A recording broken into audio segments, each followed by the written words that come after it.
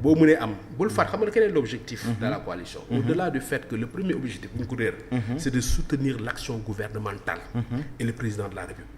Être des relais entre le président, l'action gouvernementale et les citoyens. xam nga leen lan la. mooy pouvoir s'implanter dans chaque quartier. quartier ay kii lay doon ay kiosque lay doon nangu nañu.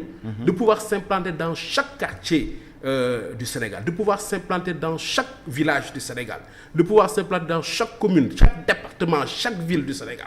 Mais loolu effectivement kii lay doon na ko sax ay miniature lay doon. mais kaay mi expliqué la mais xam nga yow. kooku moo tane ki xam ne kenn waxu ko moom moo réunir ay nitam.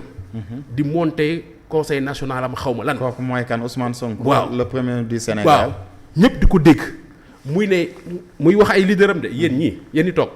mënu leen sax gagner quartier loolu moo ko wax loolu dégg nga ko man dégg nga ko moom si boppam ñi muy xaj moom ñi ko entouré.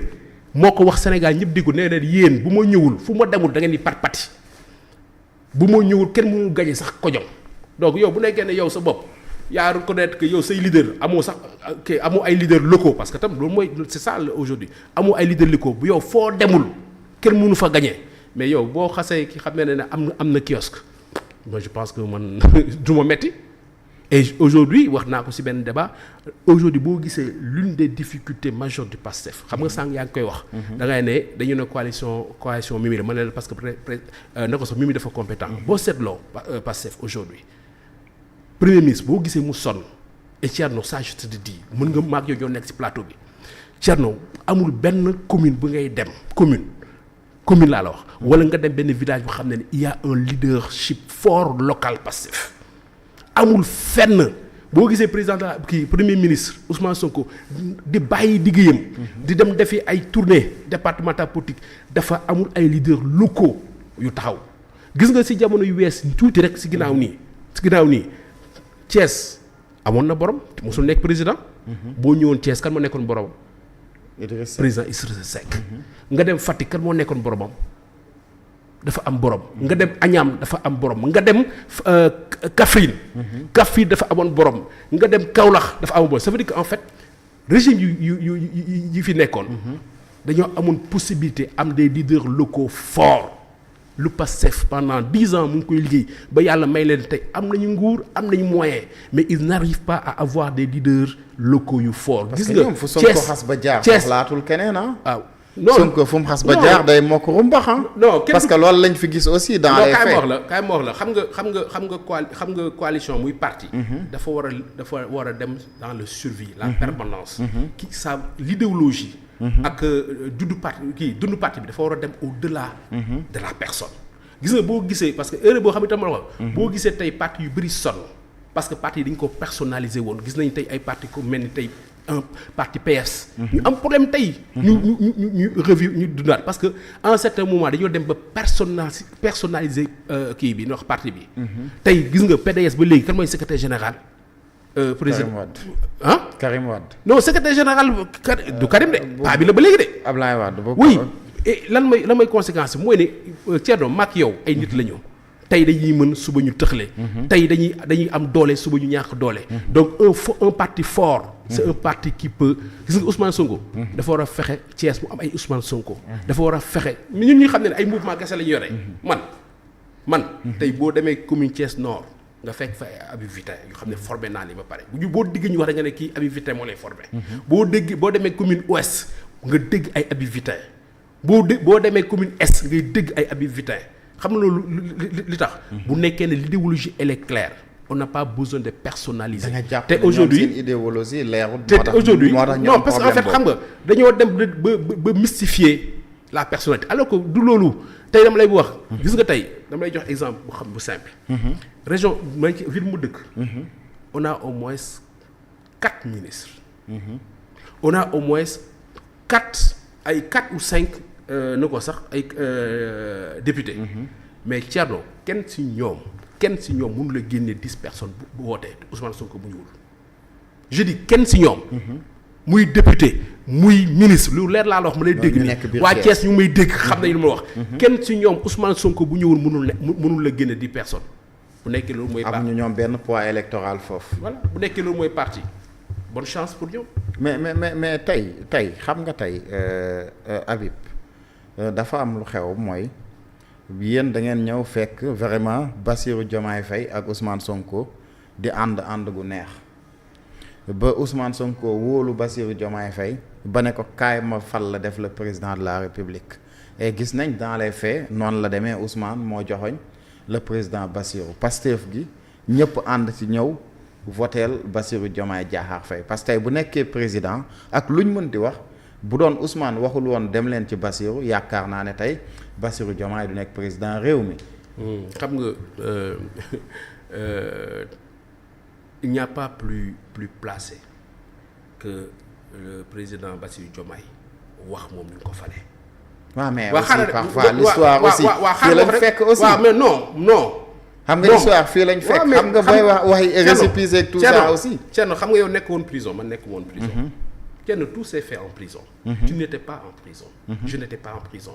gis nga wax bi dafa bëri mais ñi nekkoon prison xam nañu ma ne il n'y a pas plus placé. te wax dëgg yàlla avec aisance keroog assemblée générale bi. il a pu retracer de manière historique. et de manière juridique nan la def ba egg. mais est-ce que c'est ça aussi la vraie histoire. waaw mais akoy non ok Thierno. donc yow il y a 2 histoires.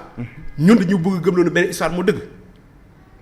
il y a 2 histoires nangu nga ko léegi ñu yow dama bëgg gëm loolu beneen bi te kii xam ne moom tey moom moo nekk président de la République moo nekkoon kaso moo doon woote moo doon nas donc aujourd'hui moo tax ma ne la man débat boobu sax sincèrement pour man tant que président de la République wax si woon mais ñun yëpp on a entendu et ça a été la première partie de son intervention keroog à l'Assemblée nationale à l'Assemblée suñu Assemblée nationale coalition bi Assemblée générale bi il a fait de manière exhaustive l'historique les faits et le contexte juridique bi xam ne moom moo tey moo ko fi teg et moom si boppam il le reconnaît mooy ne gis nga bañu wax dëgg bañ a gëm yàlla la tey dire aujourd'hui que Pastef n'a pas contribué xam nga jamono yi wax nañ ne Pastef sax amul woon. wax na ko juridiquement te loolu nangu nañ ko mais la dynamique Pastef man je parle même pas de Pastef. waaw moi je parle waaw xam nga non pour te dire que sax c'est tellement subtil. et li mu wax dëgg la. jamono bu muy dem moom bu muy nekk président. Pastef amul woon. waaw mais ay nitu Pastef wax la woon Pastef amul woon. sauf que ay nitu Pastef. waaw loolu tax ma ne la te ñooñu ñoo jug. moom campagnal ko dem votel ko. moo ne non moo tax ma ne la dynamique. Il n'y a pas plus méritant que celui qui a donné son récépissé. Il n'y a pas plus méritant que les gens parce que bu ñuy dem campagne jox 1 franc joxuñ ko.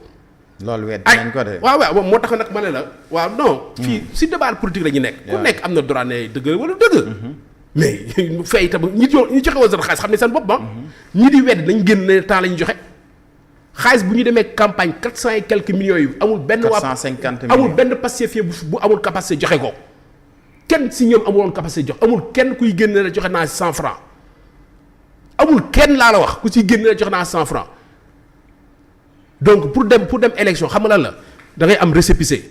Pastef joxul récépissé pour dem élection da ngay campagne da nga am xaalis Pastef joxu woon xaalis pour dem élection da ngay dem campagne Pastef n'était pas parti en campagne moom kese Pastef dafa dem ak ñeneen am na si wàll kenn du ko weddi mais bu bëggee jël accaparé et président il a parfaitement raison.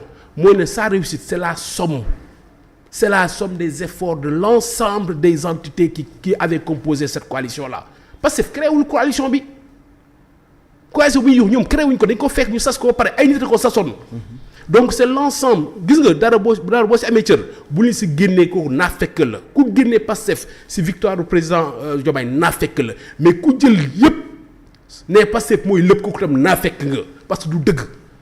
Il y a des gens qui ont donné leur récépissé il y a des gens qui ont cotisé leur argent il y a des gens comme parce que bu ñuy génn oto amuñu ko woon amuñu oto yu ñu dem campagne yoo xam nga ne Thierno mag yow nu ñuy demee campagne oto amuñu ko woon parce que tey la ñuy am oto tey la ñuy cotiser loolu dañ ko bëgg a niral non mais il faut que tam ñuy wax nit ci dëgg parce que fa laay mujjee ku ne Pastef contribué si élection président Diomaye naa fekk nga man maa ko wax fii nañ ma baal si kàddu yi mais ku ne Pastef kese moo tax Diomaye falu kooku naa fekk nga dañ ma baal si kàddu yi mais yéen tey man dama am benn question particulière mooy yéen ak coow li Pastef ba tey mu ngi ci biir coalition bi wala yéen da ngeen génnee Pastef ci biir coalition bi. Thierno xam nga ñëw naa fi il y a quelques mois. waaw mooy ne non rupture am na wala rupture am na. waaw Thierno léegi maa ngi yow jubóon nañ ko rupture am na léegi. léegi daal ku nekk. waaw xam nga non léegi ce n'est plus des suspicions. léegi c'est une réalité. Il y a deux coalitions qui sont là deux coalitions moo fi nekk ñëpp xam nañ ko mooy coalition xam nga fa lay. ak coalition Diomaye président waaw xam nga sax xamu Pastef xam na ni ñoom kese mënuñu gañe kese. ñoom moo tax ñuy dem ko ñuy ut ay alliés. pour te dire. non mais alliés c'est juste xam naa ko xam nga. tey non defal ndànk rek. Ousmane Sonko tamit soxlawul allié pour dem. mu ngi koy def de. non mais lii nii c'est juste peut-être une réponse politique bu muy apporter. ak yéen rek. na tey Pastef kon. mais Sonko parce que preuve wane na ko ci élection législative ba mu ñëwee ne yéen soxlawuma coalition pour dem gis nga élection législative. te après gis nga leen ci réussir. non élection législative bu ñu nax askan bi il faut pas qu'on trompe la population. am na ko sax le ministre Abdourahmane Diouf wax na ko mu ne le parlement est. Diomayem Diomaye non mais xam nga loolu day foowee xelam aussi. non mais xam nga tax et peut-être comme je dis l'histoire kenn mënuñu ci delluwaat. te man je awma prétention di def ay déductions yoo xam ne fekkewuma ko. mais moi je reste convaincu on est sorti des élections présidentielles. avec enthousiasme àndaloon avec mobilisation populaire bu àndaloon. En cette période et sincèrement moom si aujourd'hui j'ai un plus grand regret loolu la. moo ne il y avait une entente une complicité politique. entre le président Diomaye ak Bassirou. ak Sonko parce que. entente bi ak quoi ak na ko sax ak entente boobu ak lan laa wax sànq sax terme bi. seen dynamique. cette dynamique boobu bu ñu amoon c'était une force.